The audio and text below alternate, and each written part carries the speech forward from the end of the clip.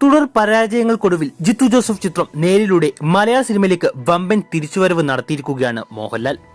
ഇന്ന് world wide റിലീസായി തിയേറ്ററിലെത്തിയ ചിത്രത്തിന് മികച്ച പ്രേക്ഷക നിരൂപക അഭിപ്രായങ്ങളാണ് ലഭിച്ചുകൊണ്ടിരിക്കുന്നത്.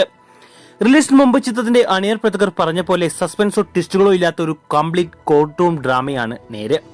എന്നിരുന്നാലും ഓരോ നിമിഷവും പ്രേക്ഷകരെ ആവേശത്തിലാക്കുന്നതാണ് ചിത്രത്തിന്റെ സ്ക്രീൻ പ്ലേ. അതോടൊപ്പം ലാലേട്ടന്റെ ഗംഭീര പ്രകടനവും പ്രേക്ഷകരെ തിയേറ്ററിൽ പിടിച്ചിരുത്തുന്ന ഒരു ഘടകമാണ്. സിനിമയുടെ ട്രെയിലർ കണ്ടപ്പോൾ ഇതൊരു OTT മെറ്റീരിയൽ ആണെന്ന് തോന്നുമെങ്കിലും തിയേറ്ററിൽ തന്നെ കണ്ട് ആസ്വദിക്കേണ്ട ഒരു സിനിമയാണ് നേര്. ഇതിനോടൊപ്പം 350-ൽ പരം സിനിമകളിൽ അഭിനയിച്ചിട്ടുള്ള മോഹൻലാൽ 13 വർഷങ്ങൾക്ക് ശേഷം വക്കീൽ വേഷത്തിലെത്തുന്ന ഒരു സിനിമ കൂടിയാണിത്. റിലീസ് ദിവസമായ ഇന്ന് ആവറേജ് ഒക്യുപ്പൻസിയെ ചിത്രത്തിന് ഉള്ളുവെങ്കിലും പ്രേക്ഷകരിൽ നിന്നും നിരൂപകരിൽ നിന്നും മികച്ച അഭിപ്രായങ്ങൾ ലഭിച്ച ചിത്രം വരും ദിവസങ്ങളിൽ കത്തിക്കയറാനുള്ള എല്ലാ സാധ്യതകളുമുണ്ട്.